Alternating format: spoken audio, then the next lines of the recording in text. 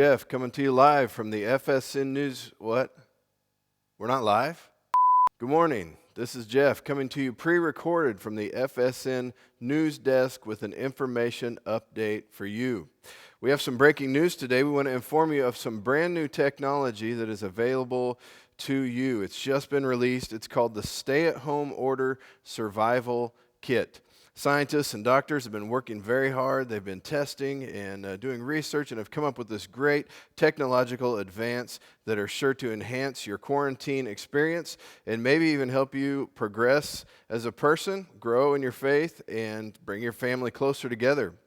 This technology is greater than anything we've experienced to date. These phones, these devices, these are out. These are old news. These are obsolete. This advance in technology is unlike anything we've ever seen, and it's sure to change your life.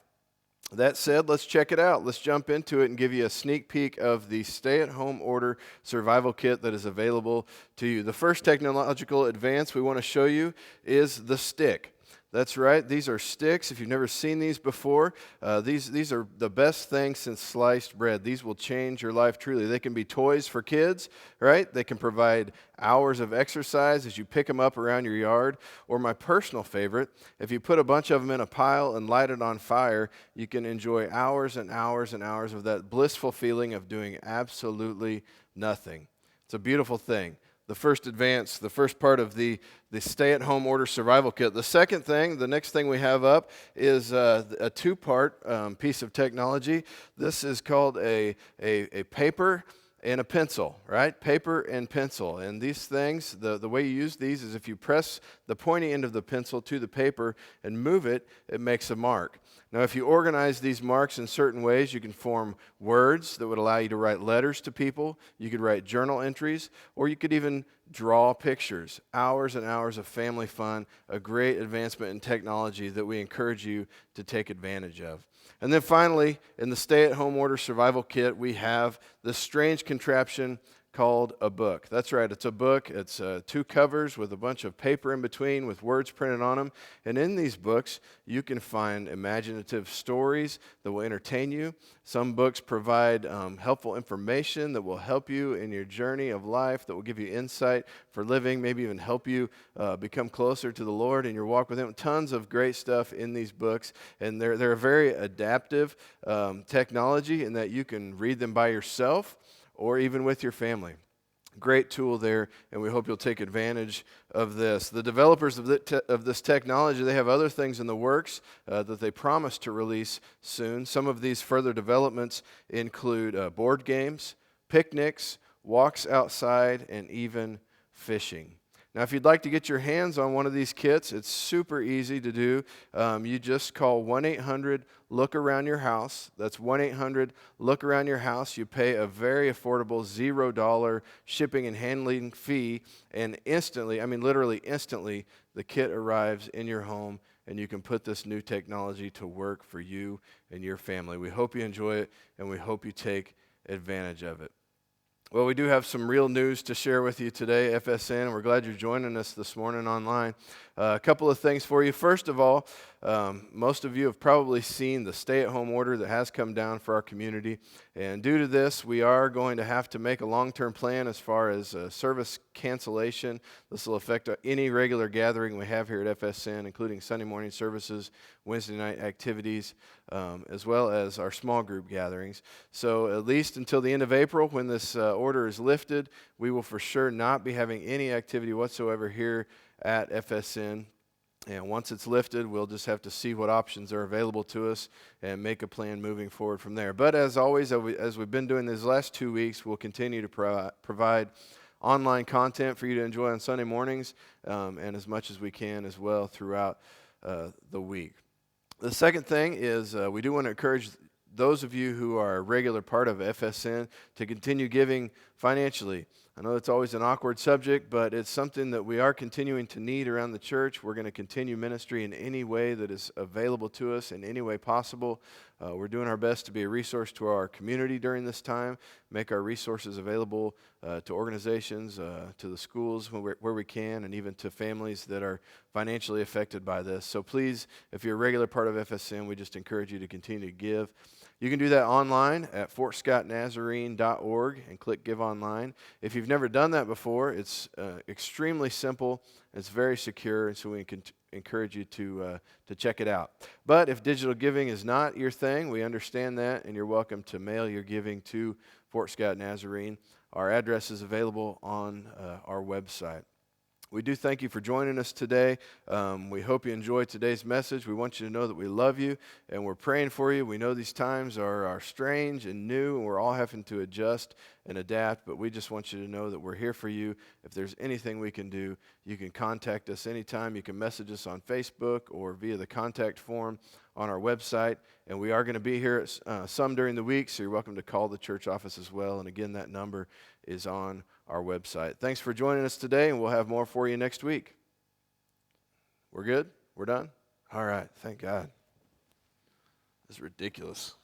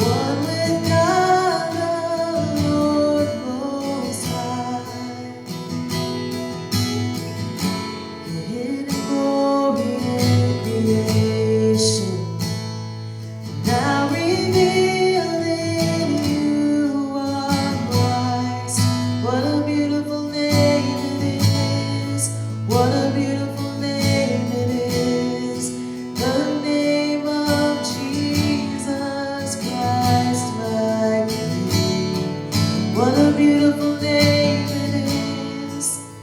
Nothing compares to this. What a beautiful name it is. The name of Jesus.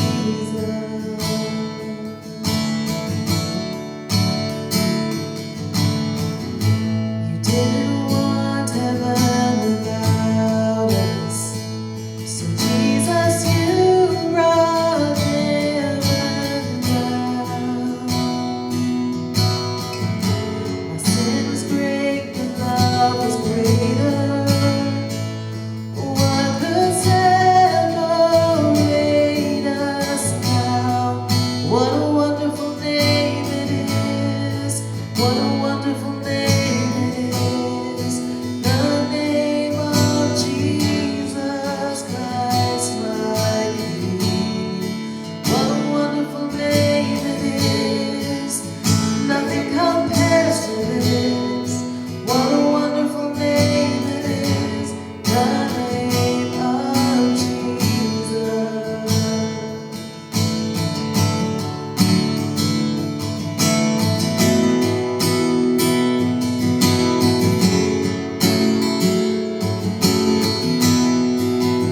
Death could not hold me. The veil tore before you. You silenced the voice of sin and grave. The heavens are roaring, praise of your glory. For you are raised to life again. You have no rival, you have no equal. Now and forever, God, you reign. Yours is the kingdom, yours is the glory, yours is the name above all names. What a powerful name it is. What a powerful name it is. The name of Jesus Christ, my King. What a powerful name it is. Nothing can stand against. What a powerful name it is.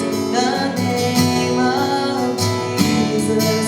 What a powerful name it is. The name of Jesus. What a beautiful name it is. What a beautiful name it is. The name of Jesus Christ, my King. What a beautiful name it is. Nothing compares to this. What a beautiful name it is. The name of Jesus.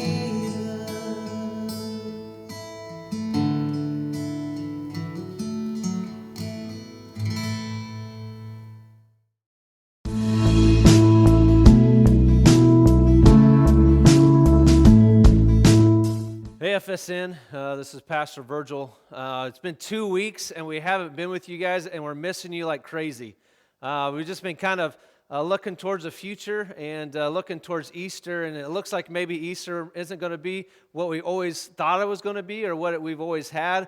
But one thing I do know, and the fact isn't changed, that Jesus did raise from the dead and Jesus can live in you. And so I just want to give you that hope today. I know there's a lot of you that are new to FSN. You're watching this video. I am Pastor Virgil, one of the pastors here at Fort Scott Nazarene, and Pastor Jeff was leading worship today. And so we're just glad that you have chosen to join us this morning. We're in our second week of a series called Villains of Easter. And throughout this series, we're going to be looking at 4 characters that were in the Easter story who came face to face with Jesus. And they had 2 choices to make. The first choice was either to relinquish control, to surrender to God, or to resist Him. And the fact of the matter is that you and I, we have those 2 same choices. We can either surrender to Him or we can resist Him. Last week we looked at Caiaphas. He was the high priest, and he did all that he could to preserve his little kingdom, to control it. And in the end, as we discovered, he lost all of that because he resisted God. I want to ask you a question this morning, and I want you to be truthful. You don't have to raise your hand or anything, but just be truthful in your spirit. Have you ever tried to bargain with God? Have you ever tried to bargain with God? If you would do this, then I will do this. God, if you would follow through in this thing, then I will do that.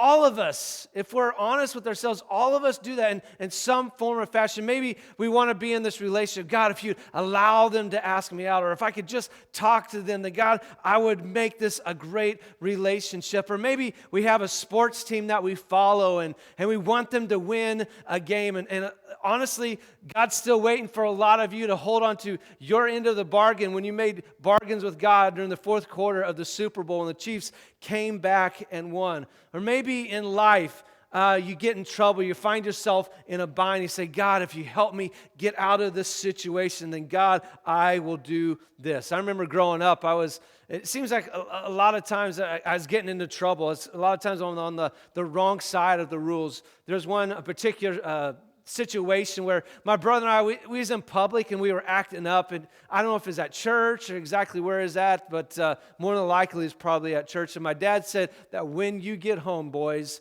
there's going to be a spanking waiting for you. And let me tell you, from that day, the rest of the day, I was making bargains with God. God, if you would just help my dad to forget, if you'd help my dad to forget that I was going to get a spanking or forget that what I was going to do. And we get home, and the crazy thing is that my dad actually forgot that he told me and my brother that we was going to get a spanking.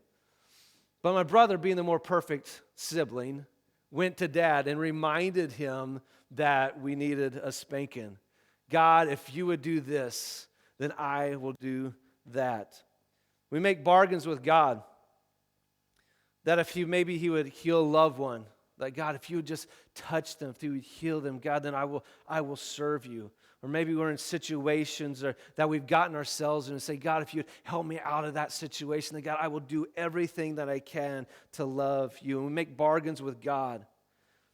But a lot of times when we make bargains with God and he doesn't follow through the way that we wanted to, we're like, God, if you're not going to hold up your end of the bargain, then God, peace out. I am out of here. And we use God, or we use our relationship with God for selfish gains. And today we're going to look at a character in the Easter story who used his relationship with Jesus for his own selfish gain. He tried to get Jesus to do something when Jesus didn't do that, he bolted, he was headed out. And there's a little bit of this character in all of us. And we hate to say this because this character today is probably one of the most hated characters in the Easter story. He was a character that was a thief, he was a manipulator, he was a con artist, and he was a traitor. And the character we're going to look at today is Judas Iscariot. You see, Judas was one of the 12. And for Judas, there's always three sides to every situation. There was the right side, there was the wrong side, and then there was my side. He always looked at every situation of how he could benefit. How am I going to leverage this situation? How am I going to leverage my relationship with Jesus? How am I going to leverage the situation for my own benefit? And we do the exact same thing. We leverage every situation. How can I benefit? How can I come out on top? And we do that even with God. We try to bargain with him to try to get us to be on top, to benefit. Let me tell you this morning, there's a little bit of Judas in all of us. So before we jump into our main passage this morning, I want us just to backtrack just a little bit to a passage of Scripture in Matthew chapter 19. There's this glimpse of how the disciples viewed Jesus. It's a story of the rich young man. There was a young man that came to Jesus and he said, Jesus, how can I inherit eternal life? And Jesus says, follow the commandments.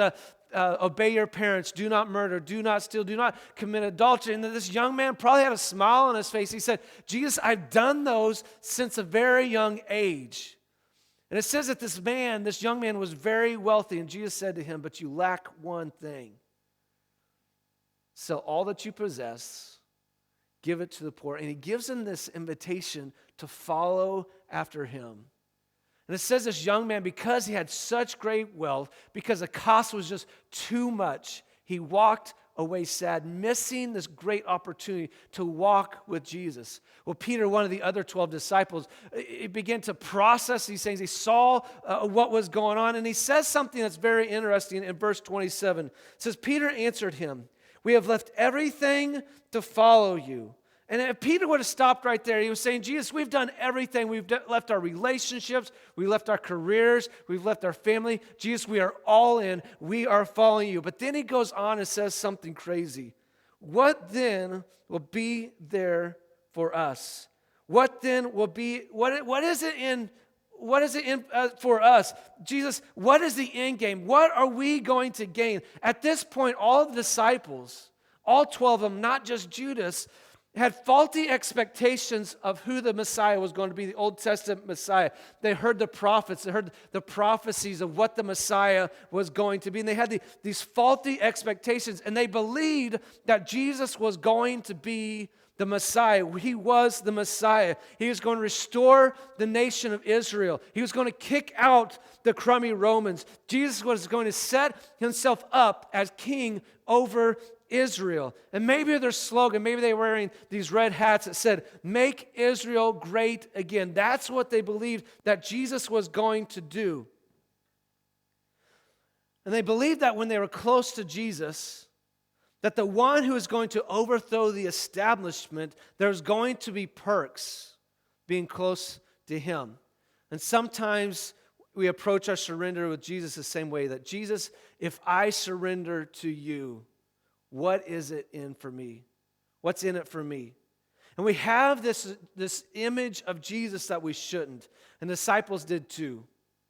You see, the problem with Jesus was that he was not antagonistic towards the Romans. In fact, he told the Israelites, the Jewish people, to pay their taxes to Rome. And he was very antagonistic towards the Jewish leadership, as we discovered last week. And they were saying that this was not supposed to be this way. This is not who the Messiah was supposed to be. And we see Judas would have been seeing all this. He would have been thinking and processing that this was not how it's supposed to be. But there's one event that kind of sends Judas over the top. That he just gets frustrated. He says, if Jesus is not going to be this way, then I'm out. And he wanted to gain something. So in John chapter 12, we see this story. John chapter 12, verse 1. It says, 6 days before the Passover, Jesus arrived in Bethany, where Lazarus lived, whom Jesus had raised from the dead. Here a dinner was given in Jesus' honor. Martha served, while Lazarus was among those reclining at the table with him. Then Mary took a pint of pure nard, an expensive perfume.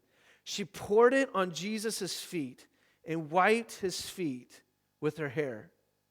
And the house was filled with the sweet fragrance, with the fragrance of perfume. So I want you to imagine the scene for a second. That the 12 disciples and Jesus are having a meal with Lazarus, who was just dead. Jesus had just raised him from the dead. And Martha was serving them as often as she did. She was the one who would often serve. And Mary does something that seems kind of out of the ordinary. She takes this perfume and says it was an expensive perfume. And she pours it over the feet of Jesus, and she begins to wipe his feet, as an act of worship, as an act of gratitude of what Jesus had just done. And I would imagine the disciples were just taken back, like, what is going on here? And then Judas speaks up in verse 4. It says, then one of his disciples, Judas Iscariot, who was later to betray him, objected, why wasn't this perfume sold and the money given to the poor? It was worth a year's wages. Then John again gives commentary of why Judas said this. He did not say this because he cared about the poor, but because he was a thief.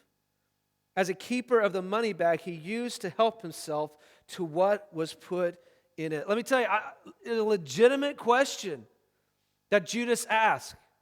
God, why could we not have used this money to help the poor? But a legitimate question with the wrong motives. How much was this perfume? Today, a year's wages here in the United States is about $55,000.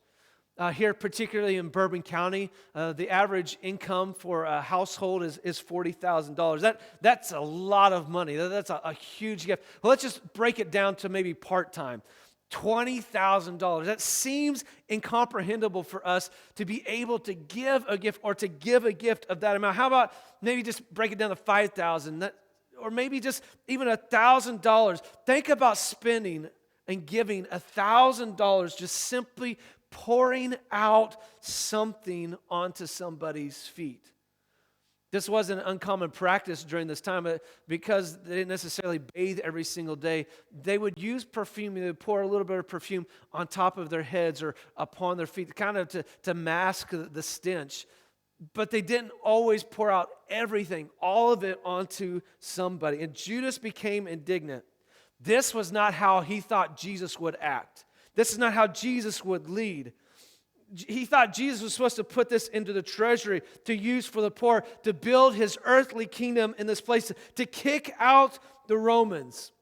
There's another account of the story in Matthew chapter 26, and Jesus gives a report or says back to the disciples in verse 10, it says, aware of this, Jesus said to them, why are you bothering this woman?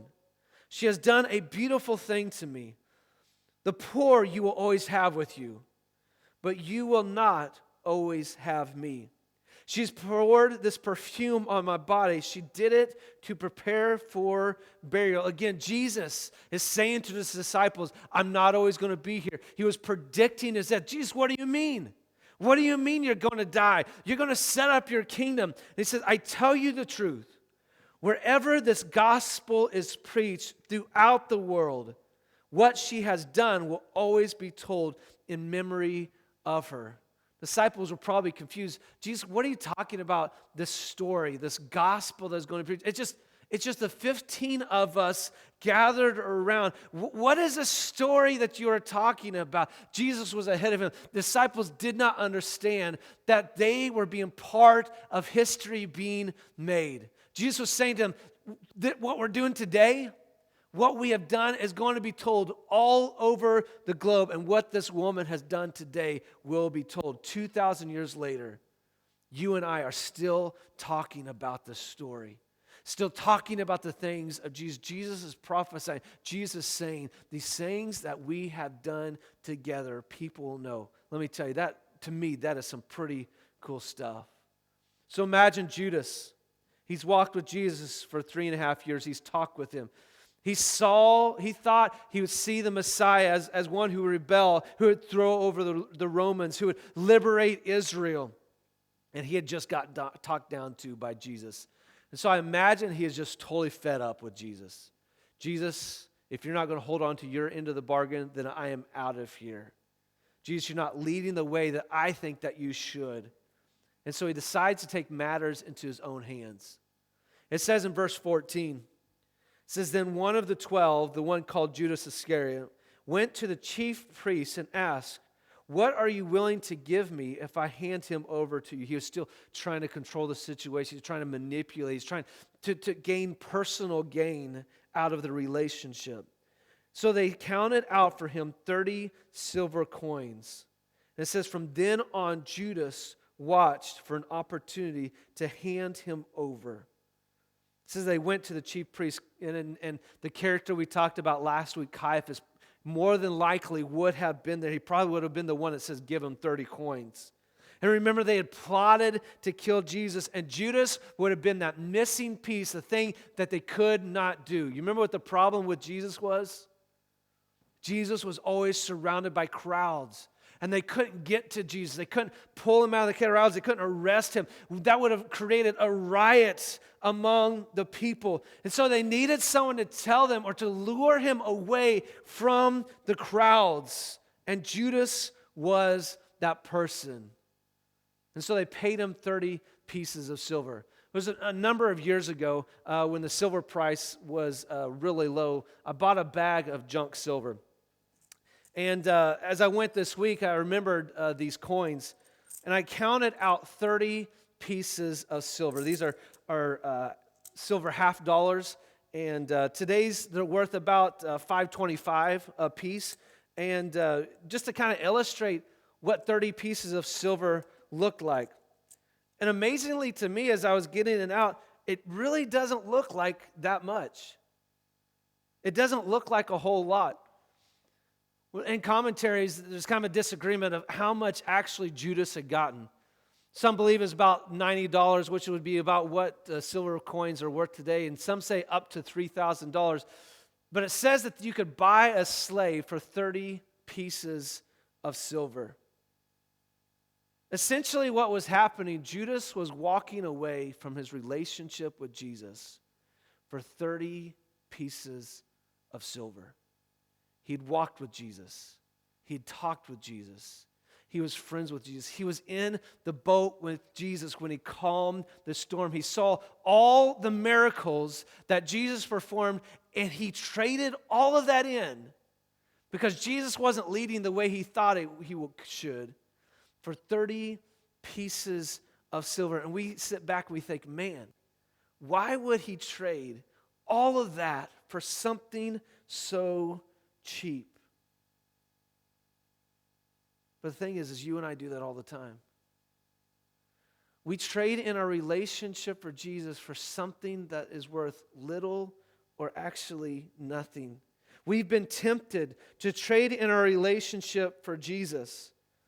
Maybe we're tempted to trade our relationship with Jesus just to spend so much time, whether it be on social media, on things that really don't matter. Or maybe we've traded in our relationship for our own personal gain, whether it be in our careers or in our futures or things we're trying to hold on to. Or maybe we trade in our relationship with Jesus with this bitterness and unforgiveness that we choose to hold on to. What is it that you have traded in your relationship with Jesus for?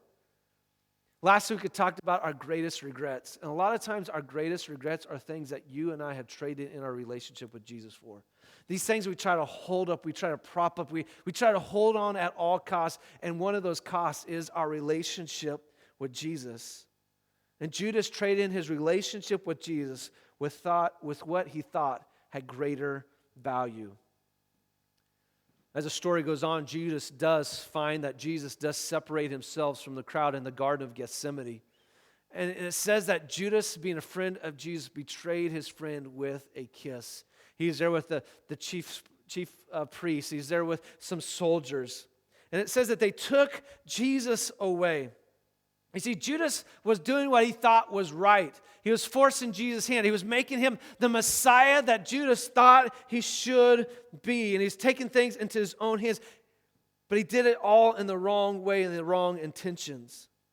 And it wasn't until Judas realized the true intentions of the chief priest was to kill Jesus, that he was filled with regret and filled with remorse. And that's when he realized what he had done, that he had traded in the greatest relationship he had ever had for 30 pieces of silver. Then Matthew 27, verse 1, it says, early in the morning, all the chief priests and elders of the people came to the decision to put Jesus to death.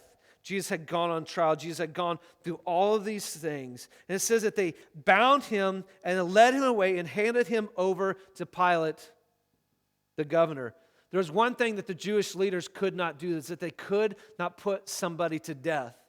They needed the Roman government to do that. So that was the only reason why they would have sent Jesus over to Pilate, the governor. And when Judas, who had betrayed him, saw that Jesus was condemned, it says that he was seized with remorse, seized with regret, and he returned the 30 silver coins to the chief priests and the elders. He says, I have sinned, for I betrayed innocent blood. You see, what was extraordinary value in 1 minute had no value in the next. What Judas thought was valuable instantly became invaluable with no value at all. He'd realized what he had traded in. And there's something interesting the chief priest said to Judas. What is that to us? They replied, that's your responsibility. What is that to us? That is your responsibility. You see, Judas wanted to control the situation. He wanted to manipulate the situation. He wanted to force Jesus' hand. And he had to shoulder the burden of responsibility for his choices. You see, when we barter with God rather than surrender, you and I are responsible for the outcome of the journey. You and I are responsible for the things. When we say, God, I want to be in control. God, I want to hold up my little gods. I want to control my little kingdom. We shoulder the burden of the responsibility of the journey. And here's the crazy thing, is that God is not going to get in the way of you having your way. God is not going to get in the way of you having your way. God has given us free choice, and He's given us two choices. Either to relinquish control to Him, to surrender Him, or to resist Him, to go our own way. And God's not going to stand in the way of us doing that. You see, bartering with God is way easier than surrendering. God, if you would do this, if you would hold up your end of the bargain, then God, I will do this. And when God doesn't hold up His end of the bargain, we go, well, I guess God's not interested in that. And as a pastor, I shout from the rooftops these things that we try to hold on to that are less valuable, that is important than a relationship with Jesus Christ. That you and I are responsible for the outcome of that. When we try to prop up little gods, when we try to take control, we try to do these things, you and I are responsible for the outcome of the journey. But when we surrender to God, God takes responsibility for the outcome of the journey. When you and I surrender to God, whether the things happen to us that we don't like or joy comes into our lives, God is responsible for the outcome of the journey. You see, the safest, most secure, most purpose-filled life is being in the center of God's will. There's greater joy, there's greater hope when we are standing in the center of God's will. When we surrender ourselves to Him, say, God, I give you control. There's more security, safety, and a purpose-filled life. Craig Rochelle, in his new book called Dangerous Prayers, he talks about surrender. It says this: Jesus isn't inviting us to a life of comfort and ease, but one of surrender and sacrifice. Our highest desire shouldn't be for our will to be done, but for His will to be done. And he goes on and says, in our brokenness, we often experience God's greatest blessing, greatest hope, and greatest joy. The greatest place for you and I is to be in the center of God's will, to be broken before Him, to surrender before Him. It's not always going to be a life of ease and comfort, but a life of hope, of blessing, and joy.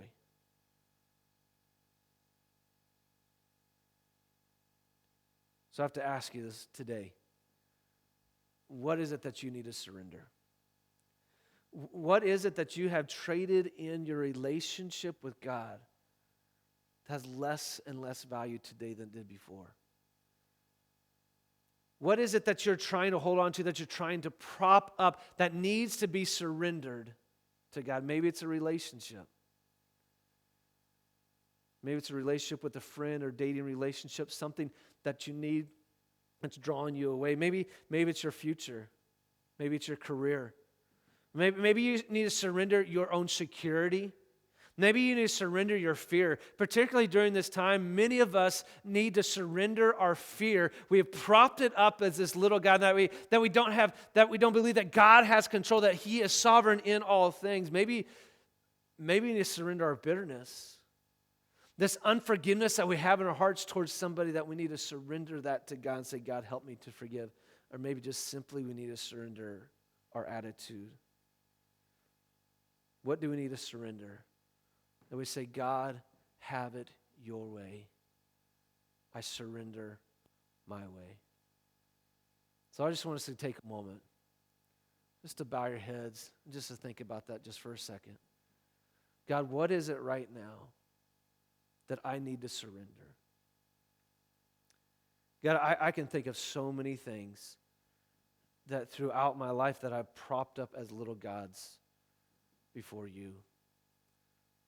And God, a lot of times those things lead to major regrets in my own life. But God, I just ask today, God, is there something in me that I need to surrender? That I've traded in for the greatest joy of a relationship being in the center of your will? And family, I just encourage you to say, God, I just give you these things. Not my will, but your will be done. God, I relinquish control to you. I surrender myself to you. God, I thank you so much that you're sovereign, that you're ultimately in control. It may seem like this world is totally out of control and chaotic, but God, you're calling us as a people of God to step forward and to step up and to step in faith. God, we're not a people of fear, we're a people of courage. We're not a people who cower, but we're a people of boldness. God, I just pray that today that we live by faith, that we'd serve our fellow man, our fellow sisters, Father. That, God, that we would give of ourselves sacrificially, and we thank you so much for who you are. Lord, I just pray for every person who's watching this video, that, God, that we would just surrender ourselves to you today. And I thank you. In Jesus' name, amen. I thank you for joining us. Again, we were missing you, being together. But let me tell you, God is still in control. We'll see you next week.